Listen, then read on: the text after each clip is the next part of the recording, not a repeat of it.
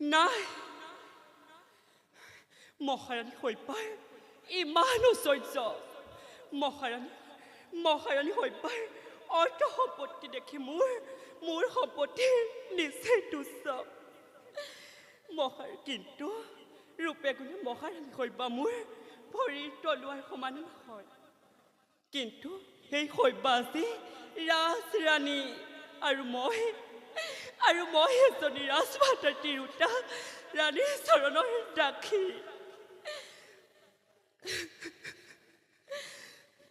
শুনিছোঁ শৈশৱৰ পৰা শুনিছোঁ ভাগ্যলিপি হ'ল মোৰ